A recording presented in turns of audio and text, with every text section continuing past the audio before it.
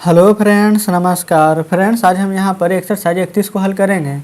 ठीक है, इससे पहले फ्रेंड्स हमने यहाँ पर एक्सरसाइज 30 तक के सभी प्रश्नों को हल करवा दिया है। तो फ्रेंड्स अगर वो वीडियो नहीं देखें तो एक बार जाके जरूर से देख लें। 31 में फ्रेंड्स कुछ प्रश्न यहाँ पर दिए गए हैं और बाकी यहाँ पर प्रश्न दिए गए हैं। इन सभी प्रश्नों को अपने कॉपी पर लिख कर आपके सामने लाते हैं। तो फ्रेंड्स जैसे कि आप देख सकते हैं 31 में जितने भी प्रश्न दिए गए थे वो सभी हम यहाँ पर लिख लिए हैं। तो चलिए फ्रेंड्स हम इसको हल करेंगे। सबसे पहले यहाँ पर देखेंगे, बोला गया यह लड़का अच्छा है। तो आप कैसे बनाए होंगे कि this is a good boy, है कि नहीं।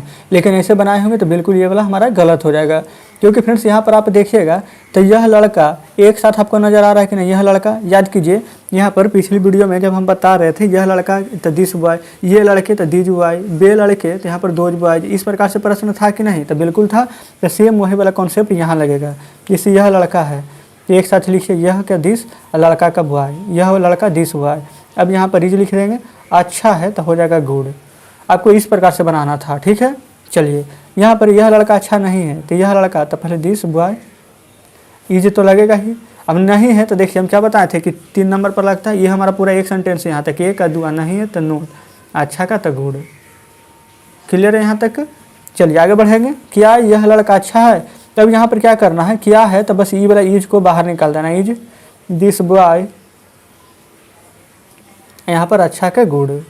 और यहाँ पर देखिए प्रश्नवाचक चिन्ह है तो यहाँ पर क्वेश्चन मार्क दे देंगे इस प्रकार से। ठीक है, फिर वह लड़का बुरा है, वह लड़का एक साथ है तो दैट बॉय इज, बुरा का मीनिंग होता है बैड, तो लिख देंगे बैड। फिर वह लड़का बुरा नहीं है तो लिखेंगे that boy is not bad. ठीक है, फिर यहाँ पर आ गया क्या वाला, तो यहाँ पर इज को बाहर निकालिए तो लिखेंगे इज दैट बॉय बैड। ठीक है, यहाँ पर क्वेश्चन मार्क है तो यहाँ भी दे देंगे क्वेश्चन मार्क। कोई डाउट यहाँ तक नहीं है। चलिए आगे बढ़ते हैं। यहाँ पर फ्रेंड्स जितना भी प्रश्न है ये सभी आपके सामने हैं। फिर यहाँ पर ये गाय, ये का मीनिंग क्या होता है, दीज। गाय बहुत सारी है तो काउज, और जब बहुत सारा है तो क्या हो जाएगा, आर, काला का ब्लैक, तो these cows are black. Clear है यहाँ तक। फिर आगे बढ़ेंगे। फिर यहाँ पर ये गाय काली नहीं है तो हो जाएगा these cows are not black. सिर्फ इसमें आपको नोट लगा देना है। क्लियर है। फिर अगला है क्या ये गाय काली है, तो ये वाला सिर्फ फ्रेंड्स यहाँ पर जो आर है उसको बाहर निकाल लेंगे। यहाँ पर ये गाय है तो दीज काउज अब ब्लैक हो जाएगा, यहाँ पर काला है तो क्वेश्चन मार्क है तो क्वेश्चन मार्क दे देंगे। ठीक है, यहाँ पर देखिए आपको दिक्कत होती होगी समझने में कि यहाँ पर कब ईज होगा कब आर होगा। तो जब यहाँ पर बहुत सारा का बोध हो, बहुत सारा गाय है तो आर हो जाएगा, नहीं तो ऐसे याद रखिए कि दिस दैट रहता है तीज, और दीज दोज रहेगा तो हम आर लगाएंगे। ठीक है, चलिए अब हम आगे बढ़ेंगे। यहाँ पर है बे बल्ले मजबूत है, तो बे है तो दोज, बल्ले हैं तो हो जाएगा बैट्स, बहुत सारा है तो यहाँ पर हो जाएगा आर, मजबूत का स्ट्रॉन्ग, STRONG। क्लियर है। फिर बे बल्ले मजबूत नहीं है तो हो जाएगा those bats are not strong. ठीक है, फिर यहाँ पर है कि क्या बे बल्ले मजबूत हैं, तो क्या है तो यहाँ पर देखेंगे सबसे पहले बे बल्ले हैं बहुत सारा है तो आर हो जाएगा यहाँ पर। फिर बे बल्ले तो दोज बैट्स, और फिर यहाँ पर मजबूत है तो यहाँ पर क्या लिखेंगे, स्ट्रॉन्ग, STRONG। यहाँ पर क्वेश्चन मार्क था तो यहाँ पर हम क्वेश्चन मार्क लिख देंगे। इस प्रकार से फ्रेंड्स हम यहाँ तक बना दिए हैं, कोई भी दिक्कत नहीं है। तो फ्रेंड्स यहाँ पर देखिएगा तो ये हमारा एक्सरसाइज 31 यहाँ पर कंप्लीट हो गया है। इतना ही प्रश्न था फ्रेंड्स यहाँ पर। तो चलिए हम आपको पहले बुक में दिखाते हैं। तो फ्रेंड्स देखेंगे ये रहा 31, ये यहाँ तक ये हमारा लास्ट प्रश्न था। यहाँ पर देखेंगे बे बल्ले मजबूत हैं, वही फ्रेंड्स यहाँ पर लिखाए थे बे बल्ले मजबूत हैं। ठीक है, तो फ्रेंड्स इस प्रकार से यहाँ पर 31 हमारा खत्म हो जाता है। तो चलिए फ्रेंड्स एक्सरसाइज 32 में जितने भी प्रश्न हैं इन सभी को अपने कॉपी पर लिख कर आपके सामने लाते हैं। तो देखेंगे यहाँ पर एक्सरसाइज 32 के सभी प्रश्न हम यहाँ पर लिखे हुए हैं। शेष प्रश्न फ्रेंड्स अगले पेज में है। चलिए यहाँ पर हल करेंगे। सबसे पहले फ्रेंड्स यहाँ पर देखेंगे, बोला गया क्या बे पेड़ हरे हैं, तो यहाँ पर क्या करेंगे, पहले बे का मीनिंग क्या होता है, दोज, और दोज के साथ क्या लगता है आर। और जब आगे में बोले थे आपको कि क्या लगा रहा है तो यहाँ पर जो आर है वो पहले लिखा जाएगा। ठीक है, फिर बे का मीनिंग लिख देंगे दोज। यहाँ पर देखेंगे बे पेड़, तो यहाँ पर बे पेड़ एक साथ है तो इसका मीनिंग भी एक साथ होगा, आर दोज, और यहाँ पर लिख देंगे ट्रीज। कोई दिक्कत नहीं है। और फिर हरा है तो यहाँ पर हो जाएगा ग्रीन। और जब यहाँ पर आगे में आर दी है यानी कि क्वेश्चन वाला पूछा गया था यहाँ पर, तो इस प्रकार से यहाँ पर प्रश्नवाचक चिन्ह पे लगाएंगे।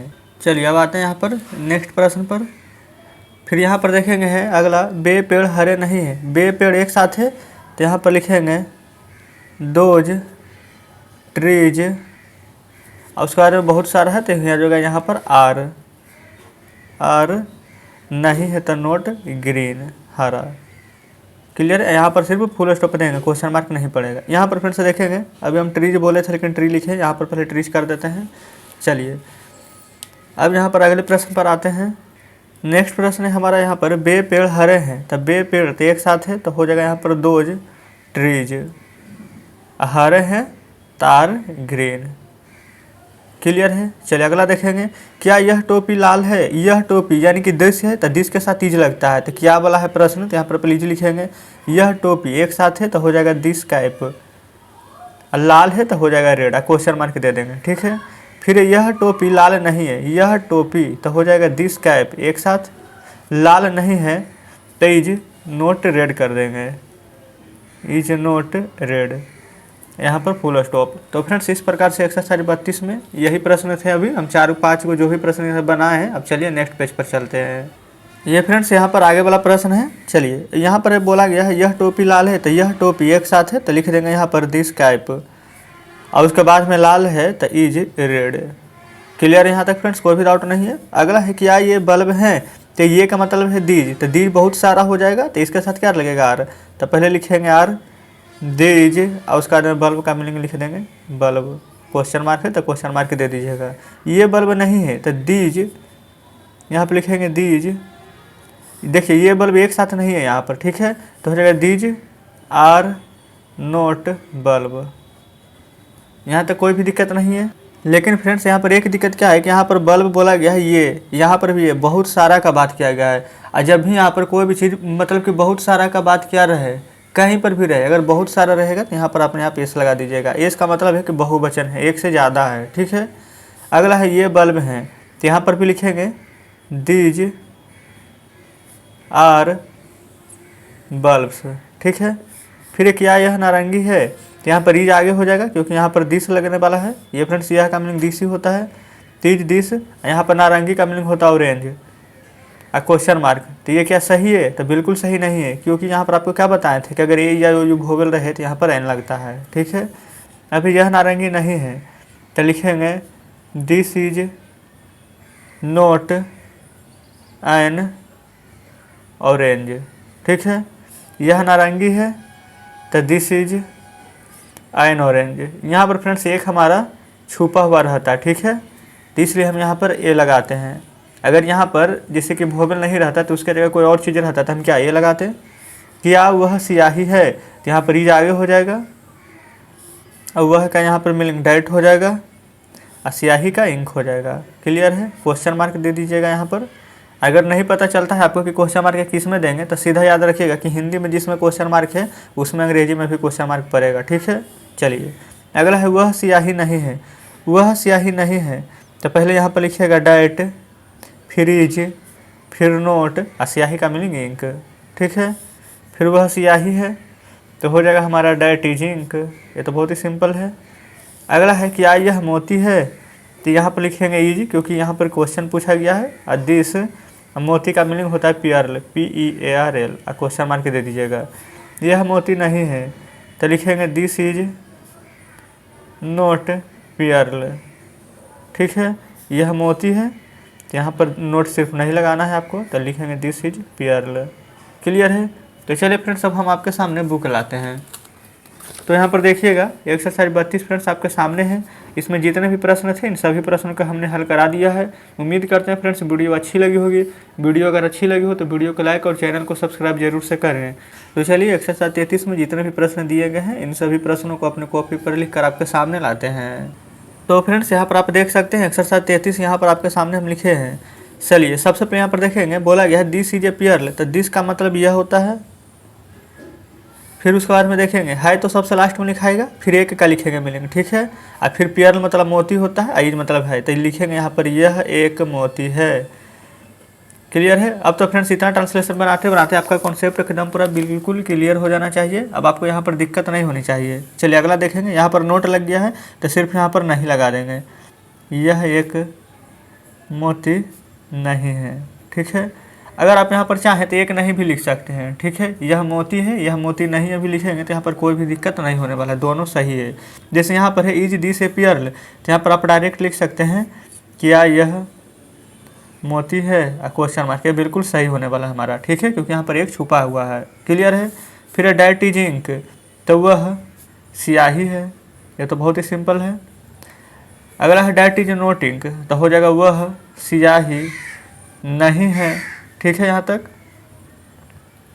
अगला है इज दैट इंक, तो यहाँ पर इज लग गया है, तो यानी कि क्या पहले लिख देंगे बस, अब तो कोई भी बदलाव नहीं होगा, तो लिख देंगे क्या वह स्याही है, बस। अब यहाँ पर क्वेश्चन मार्क दिया गया है तो यहाँ पर भी हम क्वेश्चन मार्क दे देंगे। क्लियर है।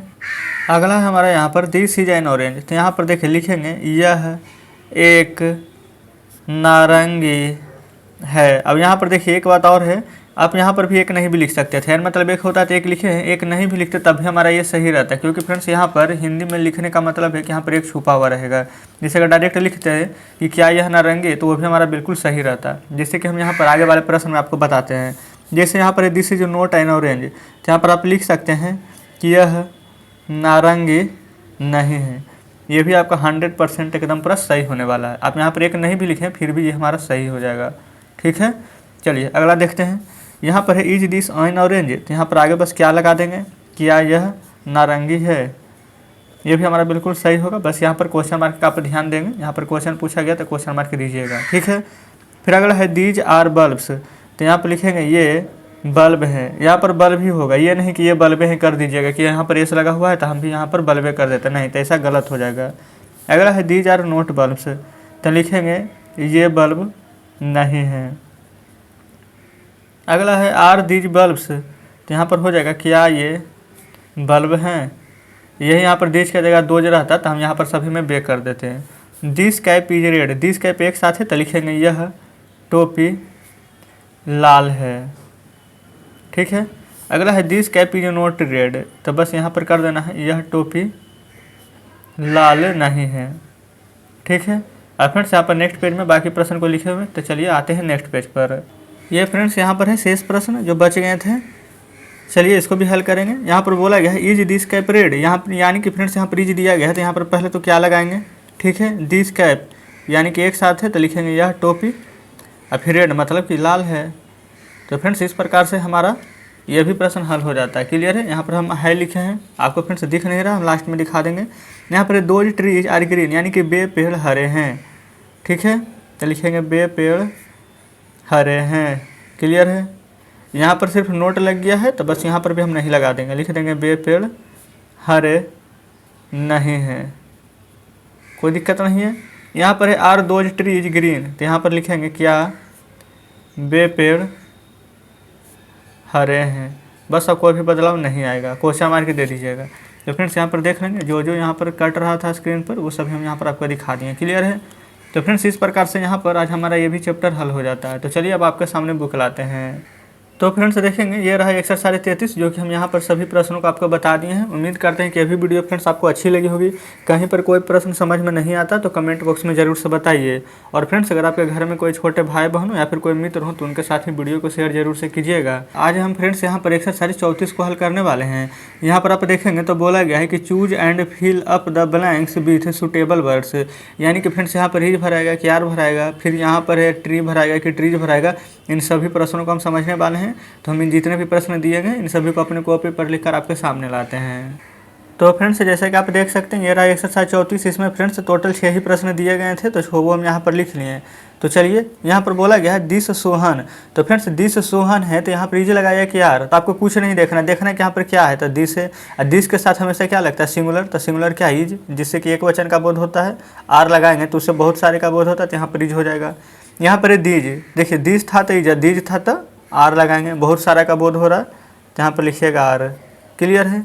यहाँ पर डैट पेन, दिस और दैट रहता है तो क्या लगता है इज, याद रखिएगा।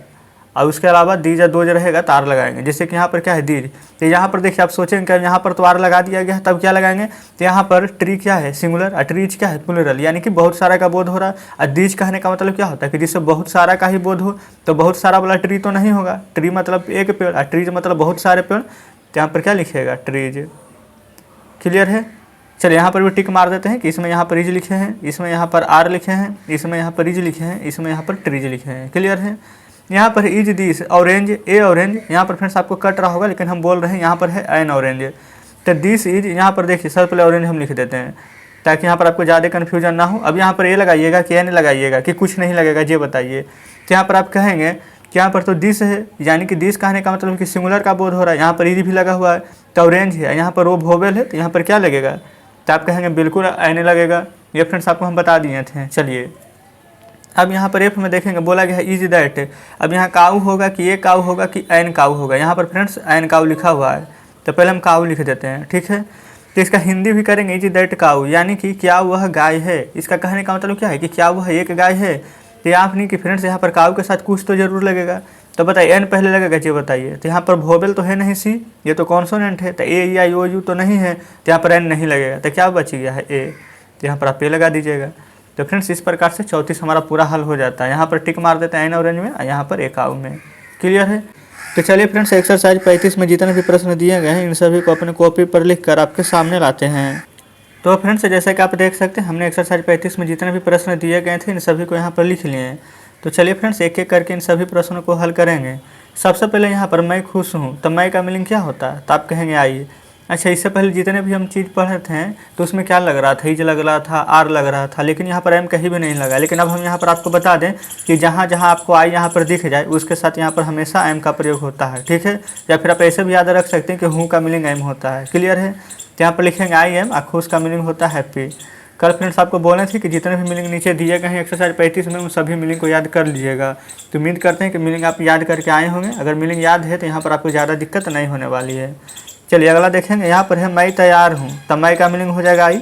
आई के साथ क्या लगेगा एम, और तैयार का मीनिंग क्या होता है रेडी, लिख दीजिए। फिर मैं दयालु हूँ, तो मैं का मीनिंग आई। आई के साथ क्या लगता है एम, और दयालु का मीनिंग क्या होता है काइंड। क्लियर है। हम लोग गरीब हैं, हम लोग का मीनिंग क्या होता है बी, और बी के साथ क्या लगता है तार। गरीब का मीनिंग क्या होता है तो पुअर।